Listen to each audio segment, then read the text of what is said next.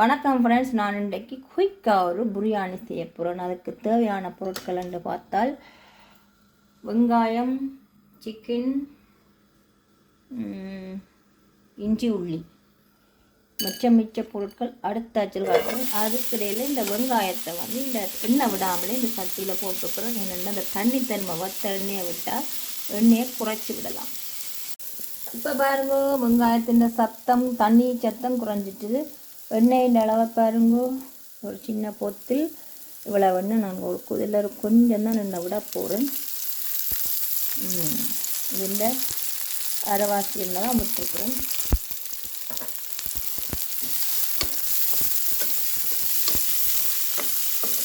இது நல்ல வடிவாக பொரிய வேணும்.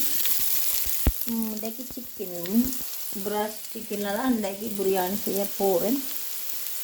ஏலம், கருவா, கராம்பு தூள் இதை பச்சையாகவே அப்படியே சம அளவில் எடுத்து பவுடராக்கி வச்சுருக்கிறேன்.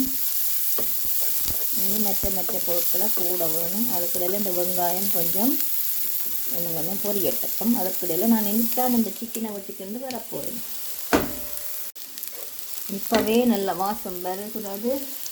இனித்தான் இஞ்சி உள்ளி குத்தி வச்சுக்கிறேன். இந்த பேஸ்ட் ஆக்கையில் இஞ்சி உள்ளி எனக்கு தேவையில்லை, கொஞ்சம் தானே கொருக்கா அந்த எண்ணெயில் வதங்கினா தான் அந்த உள்ளி இஞ்சி வாசம் வரும்.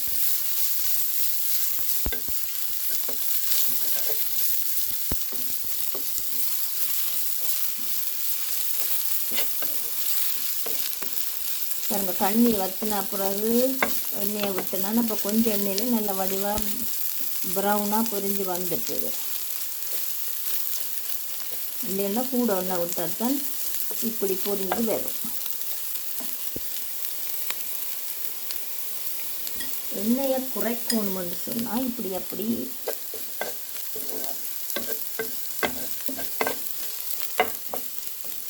கருகவும் கூடாது, கருகினாலும் கூடாது. இனி நாங்கள் சிக்கனை போடுவோம். பாருங்க, சிக்கனும் மல்லியில்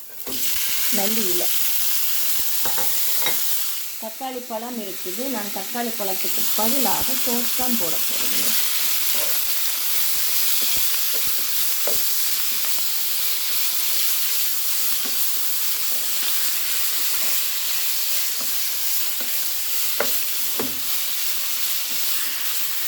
இது இன்னும் நல்லா கொஞ்சம் அவியத்துக்கும் உப்பை போட்டு அவிய விடுவோம். இல்லை, இப்போ உப்பு போட மாட்டேங்க. நல்லா சான் பவுடர் தான் போட போகிறோம். அதனால் உப்பு ஒன்றும் போட மாட்டேன். இப்படியே அவியத்துக்கும்.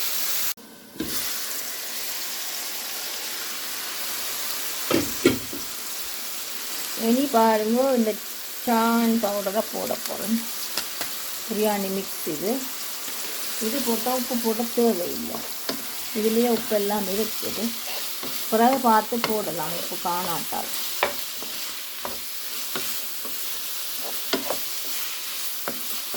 நல்லா பிரட்டி போட்டு கீப்பையும் மூடி விடணும்.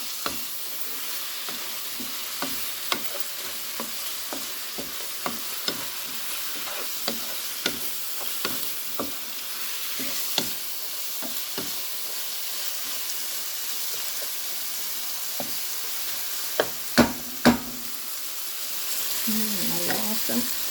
இப்போ பார்ப்போம். உப்பு காணும். நான் இப்போ சோஸ் விட போகிறேன். அதுக்கு இந்த சிக்கன் பொரியட்டும். இந்த சிக்கனை கொஞ்சம் பொரிக்கிற மாதிரி பொரிய விட்டுட்டு தான் சோஸ் விட வேணும். கொஞ்சம் பொறுத்து இனி பார்ப்போம். பச்சை மிளகாய் போட்டலாம் 2. எனக்குத்தான் நல்லா புரிய விட போகிறேன்னு வதங்க.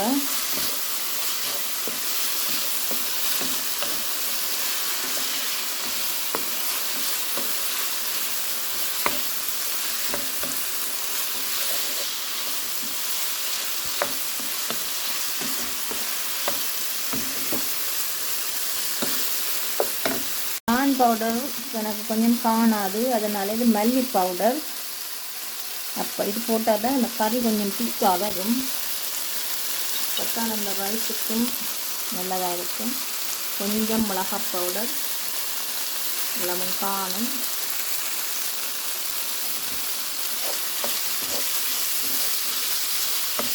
இது பாருங்க, ஒரு சொட்டு கறித்தூளும் கொஞ்சம் இதில் சீரகம், மிளகாத்தூள், அது மல்லி எல்லாம் இதில் இருக்கிறபடி அந்த சீரகம் மிளகெல்லாம் அந்த டேஸ்ட்டுக்காண்டி ஒரு கொஞ்சம் இதுலேயும் புல் கரண்டி எடுத்துனா இந்த அரைவாசி தான் போடுவேன். ஏன்னா அந்த ஃப்ளேவர் வாசம் வந்து மாறுது. ஒரு கொஞ்சமாக போட்டால் அந்த கறிக்கு வந்து திக் ஆகாது. இப்போ வந்து சிக்கன் நம்மளாக வந்துட்டு இனி தக்காளி பழத்தை பதிலாக நான் சோஸ் போடுறேன். திக்காக வந்து சாதத்திலும்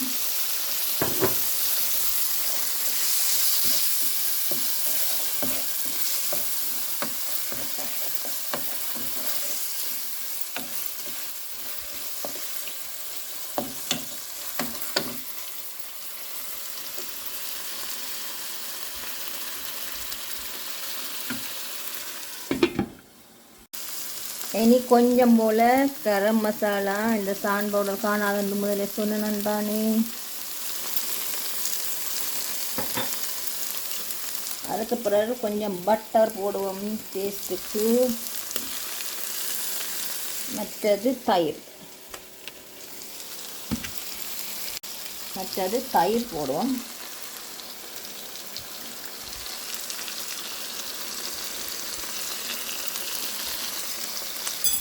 போட்டு நல்லா ஒரு பிரட்டி ரைஸையும் போட்டு இதுக்கு கொட்டுவோம். கரும்பு ரைஸ் ஏற்கனவே நான் சமைச்சு வச்சுருக்கிறேன். அதையும் இதுக்குள்ள கொட்டி பிரட்டினா பிரியாணி ரெடி.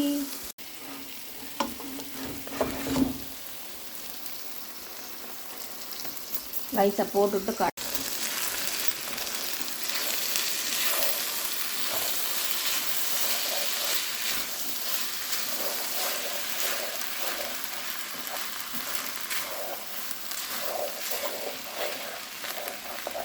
அரிசி ஒரு 3/4 பதத்தில் எடுத்தபடி இந்த பிரட்டு ஓகே. நல்லா அவிஞ்சுதாண்டா இப்படி பிரட்டைக்கு அரிசியெல்லாம் உடஞ்சிடும்.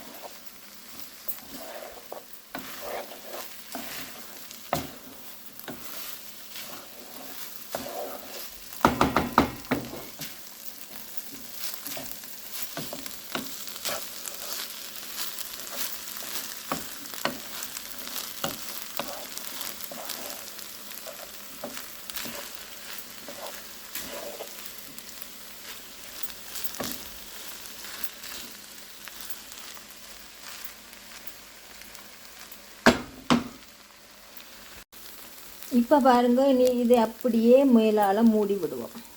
கிளறாமல் மூடி விடுவோம். விரும்பினால் இன்னும் கொஞ்சம் பட்டர் போடலாம், சின்னாக்களுக்கு தானே. ஆனப்படியால் கொஞ்சம் பரவாயில்லை போடுவோம்.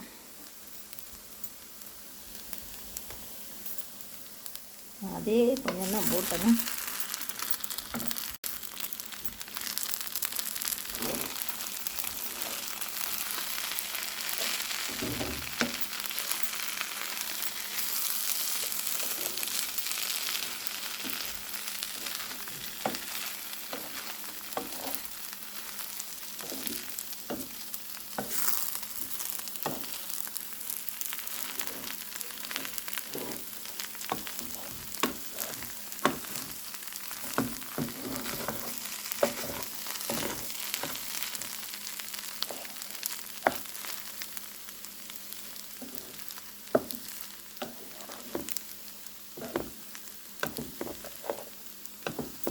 எல்லா சாப்பாட்டுக்கும் பிரியாணி தான் சுகமான செய்முறை. பிரியாணி வந்து சுகமாக செய்யலாம், டப்புன்னு செய்யலாம்.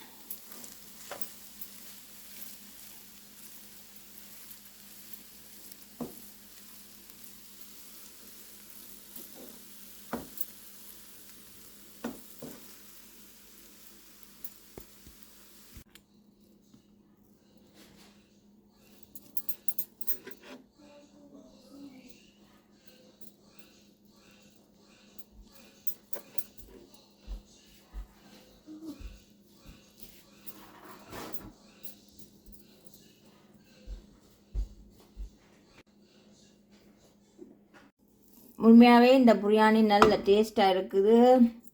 நீங்களும் இதே போல் பிரியாணி குயிக்காக செஞ்சு சாப்பிடலாம்.